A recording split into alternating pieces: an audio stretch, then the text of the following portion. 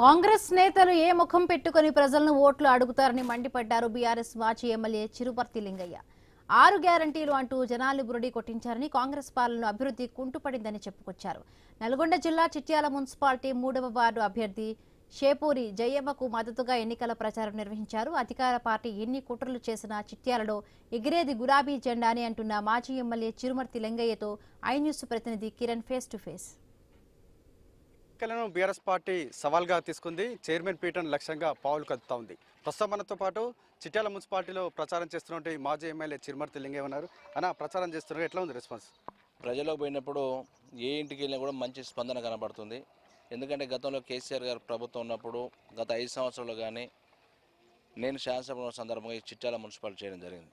కొత్తగా మున్సిపాలిటీ చేయడం ఆ టైంలోనే 2.5 సంవత్సరాల కరోనా వచ్చినా కూడా 2 సంవత్సరాల కాలంలోనే కేసీఆర్ గారి నాయకత్వంలో పురపాలక శాఖ మంత్రులు కేటీఆర్ గారి సహకారంతో దాదాపు 40 కోట్ల పై చిలుకున్న నిధులు తీసుకురావడం జరిగింది.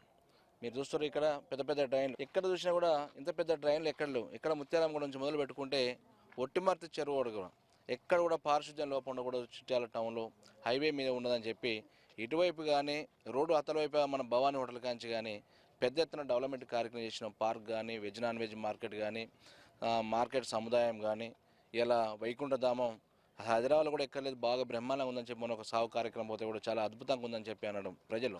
అంటే మనం చేసిన ప్రతి కార్యక్రమం ఏంటికి పోయినా కూడా కనబడుతుంది, కళ్ళ కొట్టొచ్చని కనబడుతుంది.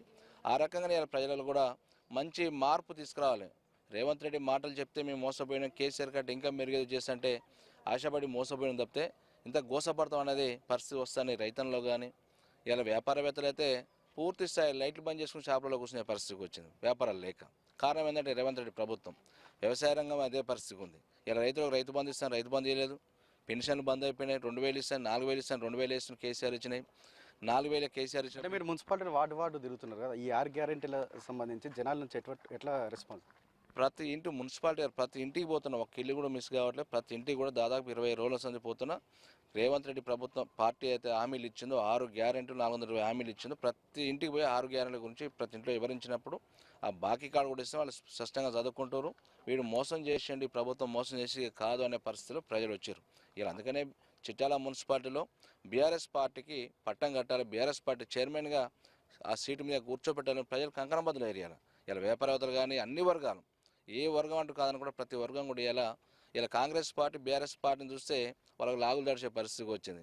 ఎందుకంటే ఇలా పోలీసు యంత్రాంగం పెట్టుకుని ఎప్పటికప్పుడు ఇంటెలిజెన్స్ రిపోర్టు, మన మావోళ్ళని దాడులు చేసుడు, ఒకవైపు కిడ్నాప్ చేయాలని చెప్పాడు, డబ్బులు నుంచి ప్రేరేపెట్టి ఇనామత్ చేసుకోవాలని అనేక రకాల తీవ్ర ప్రయత్నం చేసినా కూడా ఇలా బీఆర్ఎస్ పార్టీ గెలుపు కోసం కేసీఆర్ గారు ముఖ్యమంత్రి చూడాలి, Chityala municipal BRS party chairman చూడాలని కంకణం కట్టుకుని ఇలా కార్యకర్తలు మా బీఆర్ఎస్ పార్టీ అభ్యర్థులకు అండగా ఉండి ముందుకు నడిపిస్తున్న సందర్భం ఖచ్చితంగా 12 గెలుచుకోబోతుంది. ఇక్కడ ఉన్న ఎమ్మెల్యే 2 సంవత్సరాల కాలంలో చిట్యాల పట్టణానికి ఎప్పుడు కూడా రాలి, ఎలక్షన్లు వచ్చినాయి కాబట్టి వస్తుండే, అంత దాకా నేను రాలేదు, ఒక కార్యక్రమం కూడా చేయలేదు. గతంలో మేము చేసిన మిగిలినంగా కూడా వాటికి వచ్చి మనం ఎలక్షన్ వచ్చిన పలకలు తీసి మన పలకలు మార్చినప్పుడు కొత్త కార్యక్రమం చేసినది. ఎందుకంటే గతంలో చిట్యాల మండలంలో కానీ అరాచకాలు కానీ, ఇక్కడ ఇప్పుడు అభ్యర్థులను మీద దాడులు చేసుడు కానీ అనేక రకాల ఇబ్బందులు పెట్టాడు. ఎవరికైతే డబ్బులు ఉన్నాయో డబ్బులకు టికెట్లు అమ్ముకుని తప్పితే మేము ఆ రకంగా ఇవ్వలే. పార్టీ కోసం ఈ కష్టకాలంలో కేసీఆర్ నాయకత్వంలో పనిచేస్తున్న ప్రతి ఒక్క వ్యక్తులకు బీఆర్ఎస్ పార్టీ అభ్యర్థులు డబ్బే ప్రాధాన్యత కాదు, మనం చేసిన గుర్తు చేయడం, ప్రజల పక్షాన ప్రభుత్వం పైన పోరాటం చేయాలన్నా, వాళ్ళు ఇచ్చిన హామీలు నెరవేర్చాలన్నా కారు గుర్తు కోటేయాలనే సంకల్పంతో ఇలా ప్రజలందరూ కూడా మరి ముక్తకంఠంతో మా ఎమ్మటి సంపూర్ణ మద్దతు ఇచ్చి మమ్మల్ని ముందుకు నడుపుతున్నందుకు ప్రజలకు మేము ఎప్పుడు రుణపడి ఉంటే ఖచ్చితంగా బీఆర్ఎస్ పార్టీ గులాబ్ జెండా మున్సిపాలిటీ ఎగరేయబోతున్నాం. సో మొత్తానికి అయితే గత బీఆర్ఎస్ ప్రభుత్వంలో జరిగినటువంటి అభివృద్ధితో పాటు ఈ 2 ఏళ్ల కాలంలో కాంగ్రెస్ ప్రభుత్వం ఫెయిల్ అయినటువంటి అంశాలను ప్రజల్లోకి బలంగా తీసుకువెళ్తున్నామని చిరుపర్తి లింగయ్య చెప్తున్నారు. ఖచ్చితంగా చిట్యాల గడ్డపై గులాబీ జెండా ఎగరడం ఖాయమని ధీమా వ్యక్తం చేస్తూ ఉన్నారు. కెమెరామెన్ రాజుతో కిరణ్, నల్గొండ.